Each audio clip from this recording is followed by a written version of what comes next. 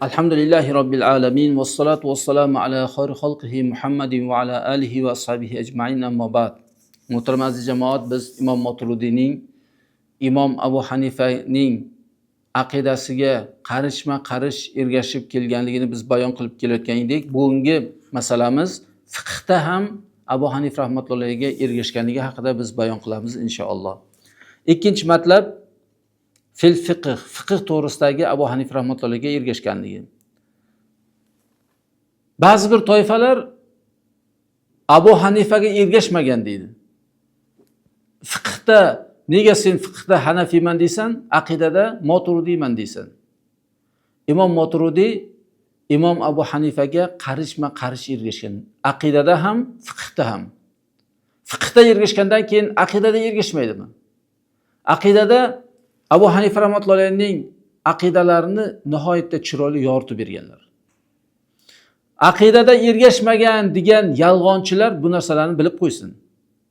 Hech qachon Imom Moturudi rahmatullohi aqidada ergashmay qolmaganlar.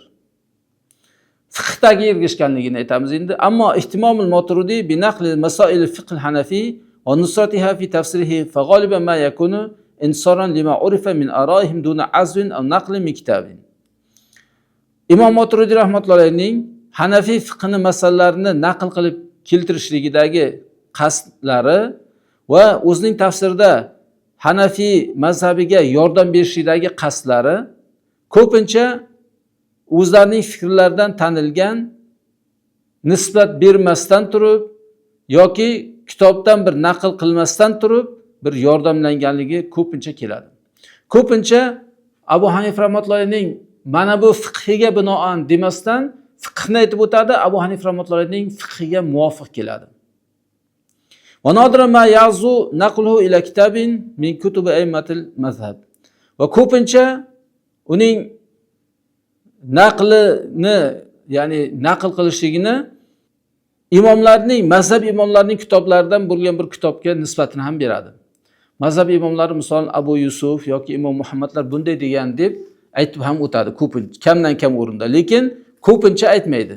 Hanafiy fiqhda bunday deb ketaveradi.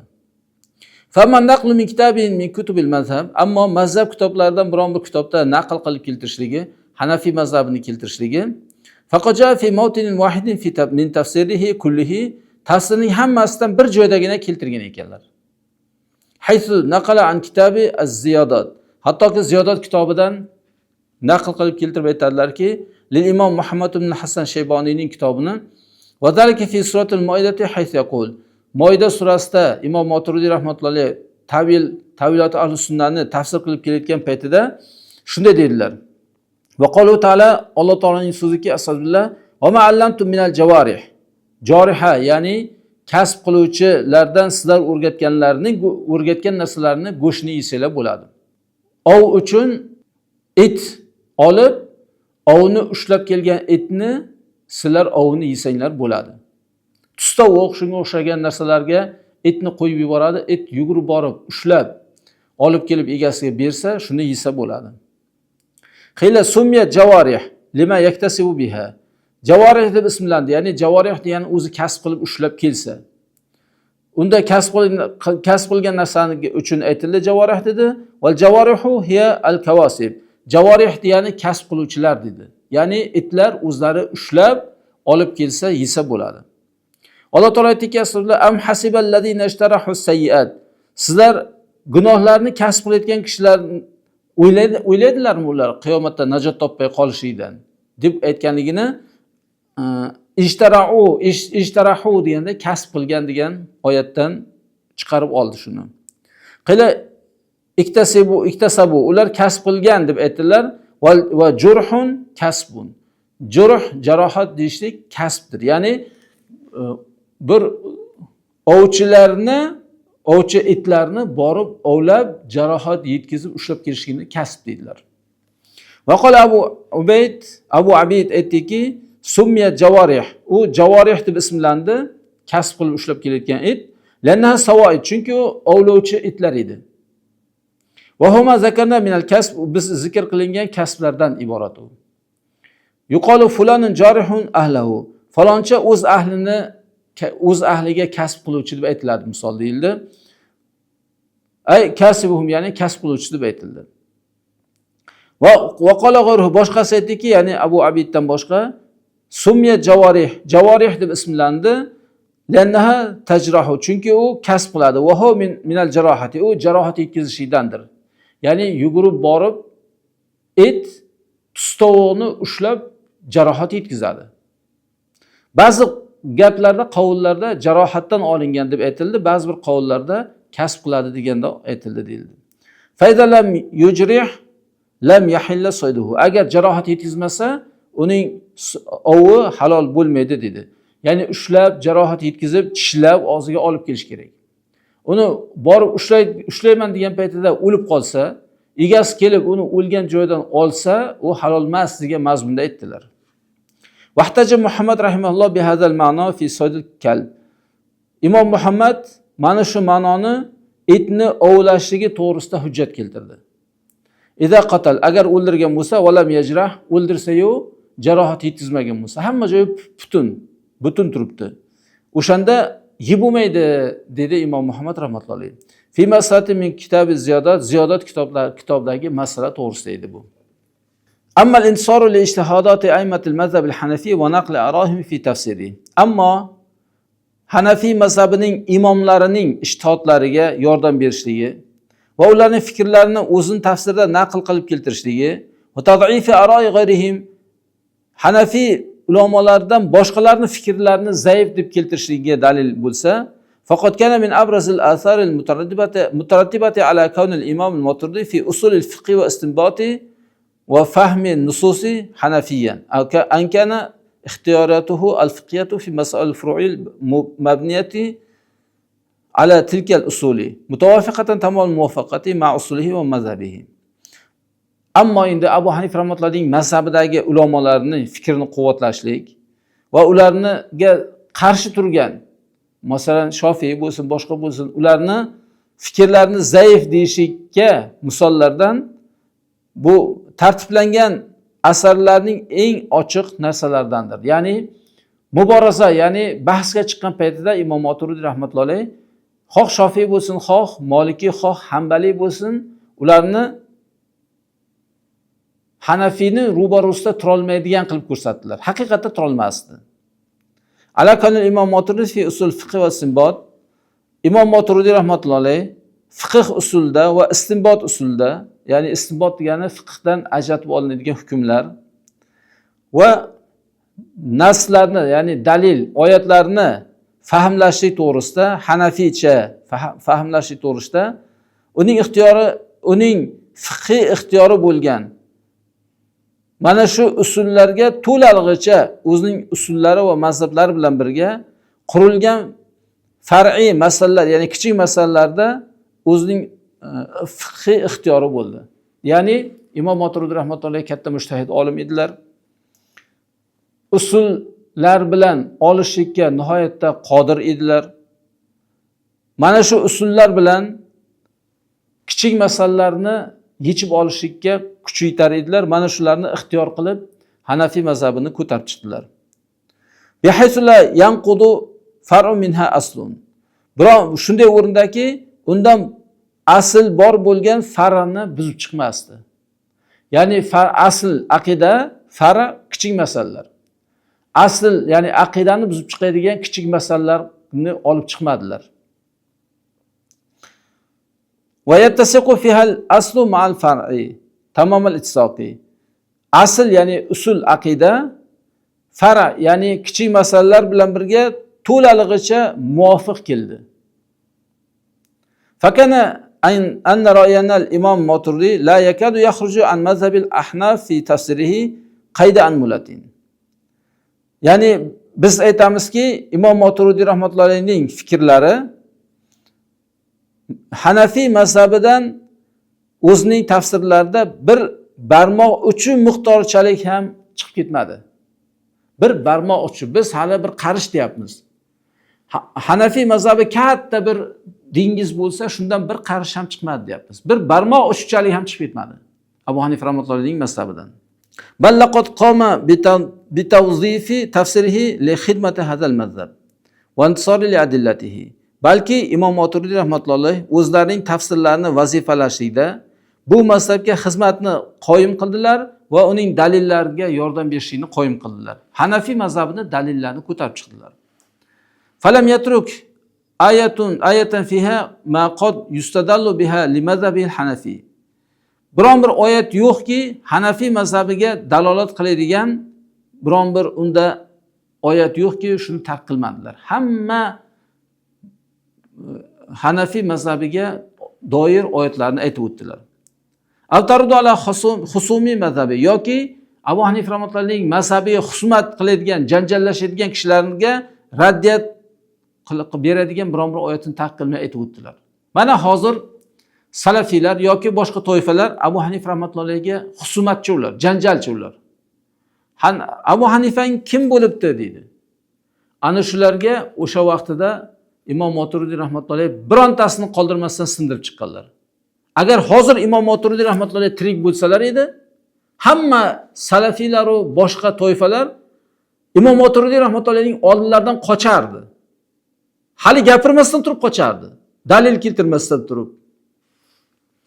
Aw yumkinu an yastanbita minha ma yuwafiqu madhhabahu illa qama bidalika li darajati istidrad tawil. O'zining mazhabiga Abu Hanifa rahmatullohning mazhabi bilan muvofiq keladigan narsalarni istinbot qilishiga mumkin bo'ladigan narsalarni keltirardi. Imom Moturidi rahmatulloh. Mana bu Hanafiy mazhabida deb dalillar bilan, oyatlar bilan keltirardi. Shunday darajadagi gohida fiqhiy munoqasha, ya'ni fiqhiy bahsga kiradigan o'zining husumatchi, mazhabining husumatchilari bilan birga mazhabga kim qarshi chiqdi? Shular bilan birga fiqhiy bahsga kiradigan gohida uzun istidrod, ya'ni uzun yetalab kelishlik narsalarni ham keltirardi. Agar Hanafiy bilan boshqa bir kishi qattiq, ya'ni kishi deganda maqsad katta ulamolar ular ham. Imom Shofiy mazhabidagi ulamolar qattiq agar husumat qiladigan bo'lsa, uzun dalillarni ham keltirib berar edilar. Abu Mansurul Moturidi. Mustaridan li adillatahum min ahadith va athar thumma yukiru alayha naqdan va naqdan. Ularga dalillarni keltirardi Imom Moturidi rahmatulloh husumatchilarga, ya'ni mazhabga husumat, janjal qilgan kishilarga hadislardan va asarlardan. Asar degani sahobalar, tobiinlar, taba tobiinlarning so'zlari. Ana shulardan keltirar edi. Keyin ularga ikkinchi bor ya'ni tanqid qilish va ularni dalillarni buzishni keltirardi, takror keltirardi. O'sha vaqtida biron bir kishi, ya'ni katta olimlar Imom Moturidi vaqtida Hanafiy mazhabiga biron bir tishi o'tmagan, gapira olmagan. Ayunaqishu qadoya la yujadu fil ayati mahalla tafsir ma yadullu alayha. Yoki oyatda topilmaydigan munoqashalarda qazoyalar, ya'ni hukmlar bilan unga dalolat qilayotgan narsalarni aytib o'tardi. Ya'ni oyat mana bu ochiq oyat yo'q, lekin mana bu oyat bunga ishora deb aytardi. Bal yazkuruha min babi tatimmatil kitab kalom. Balki gapni to'laligi bobidan gapirar edi.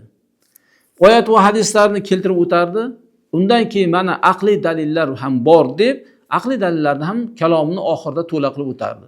Shuning uchun men aytamanki, Imom Moturidi rahmatulloh birinchi o'rinda Qur'ondan, keyin hadisdan, keyin asardan rivoyat qilganlarda ularda yo'q bo'lgan narsalarni aqliy dalillar bilan o'z xasmini, ya'ni o'zini janjal qilib turgan kishisini mot qilib tashlagan. Imom Moturidi rahmatulloh dunyodan o'tganlardan keyin chapak cholib chiqyapti odamlar. Mana hozir qarang. Moturidi zalolat deb aytib yuribdi. Moturidi agar hozir tirilib kelsin, hammasi tintiraqay bo'lib qochib ketadi. Fasara tafsiruhu mashhunan bil ara'il fiqhiyya bihaythu law aradna an nujarrida min tafsirihi kitaban fi tafsir ayat al-ahkami la fa'alna. Imom Moturidining tafsirlari fiqhiy fikrlar bilan to'lib toshib ketdi. Fiqhiy fikrlar, ya'ni fiqhni tafsirdan oldilar. Shunday o'rindaki agar biz uning tafsiridan fiqhiy masalalarni alohida qilib olsak, oyat hukm oyatlarni tafsirida biz uni fiqhiy hukmlarni ham bitta kitob qilib chiqqan bo'lardik. Bitta emas, bir nechta kitob qilib chiqqan bo'lardik. Ya'ni fiqhda ham Imom Maturidiy nihoyatda kuchli bo'lgan, aqidada ham kuchli bo'lgan. Va sawfa a'ridu huna ma yasmahu bihi maqam al-bahsi.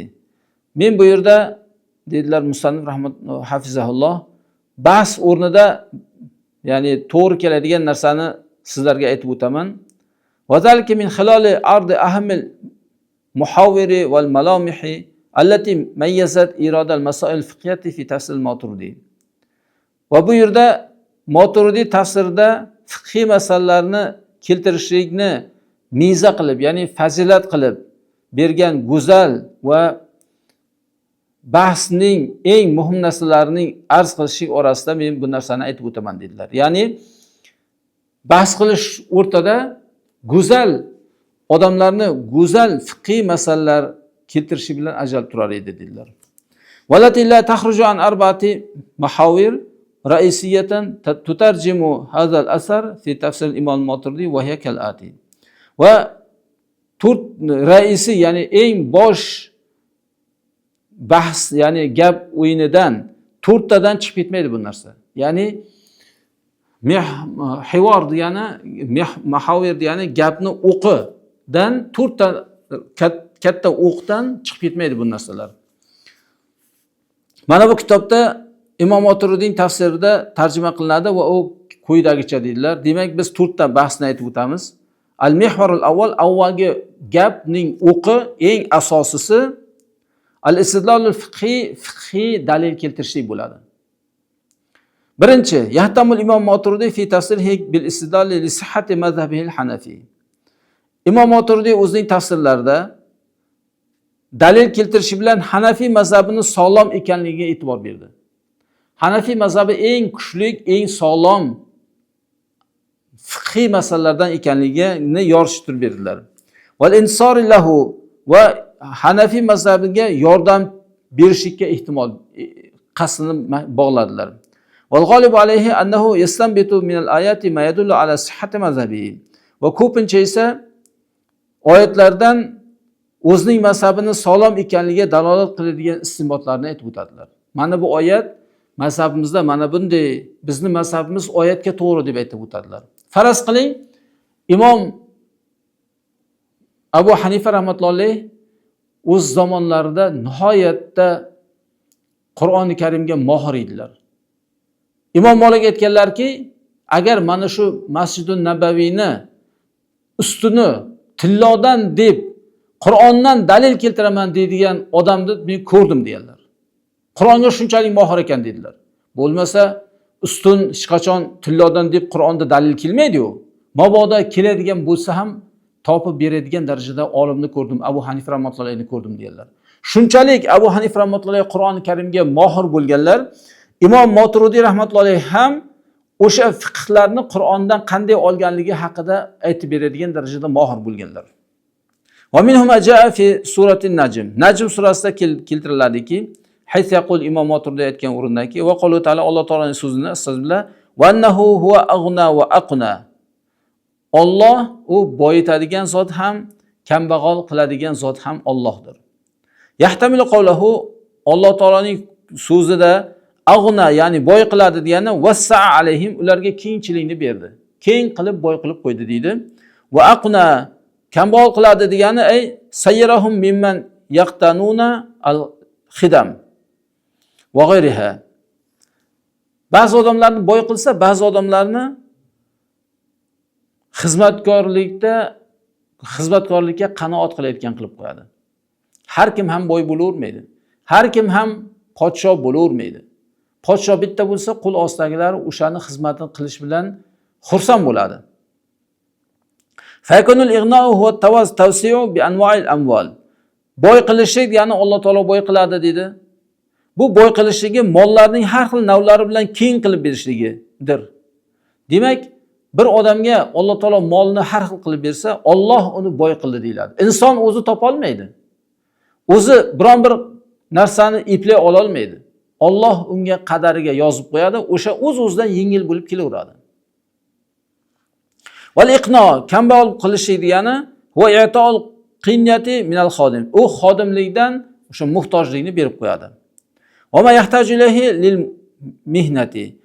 Mashaqqat uchun unga muhtoj bo'layotgan narsalarni berib qo'yadi. Misol, kambag'al odam boy odamning xizmatini qiladi. Boy odam agar kambag'al bo'lmasa, boy odam o'sha xizmatni qila olmaydi. Fayakunu fi jalil khidam lahu fadlu hojatin. Demak, unda xizmat qilishlikni hojatni ortiqchasi, ya'ni fazilati deb bildi. Ya'ni bir odamning xizmatini qilib, shunga rozi bo'ladi. La ghinan, boylik emas. Va zalika dalilun ala sihhati mazhabina fi istijaratihim daf zakati ila man lahul khidam. Bundan bizni mazhab ulamolarimizning sahih yo'lga binoan ularning ijaraga olgan, ijozat berganligini ko'rsatadiki, xizmatkorlarga zakotni berishligi haqida. Bir odamning xizmatkori bo'lsa, shu odamga, ya'ni zakotga qodir bo'lmasa, xizmatkori shu odamga zakotni bersa bo'ladi, boy kishi. Mana shu masalani yoritib oldilar. Biz bugun mana shu joyda inshaalloh darsimizga yakun yasaymiz. Keyingi darsimizni va fi ahyani yastadillu li aymatil mazhabi bi asmaihim. Mazhab imomlarini ismlari bilan dalolat keltirayotgan narsalar haqida bayon qilamiz inshaalloh. Va sallallohu ala xayri xalqi Muhammadin va ala alihi va ashabihi ajma'in.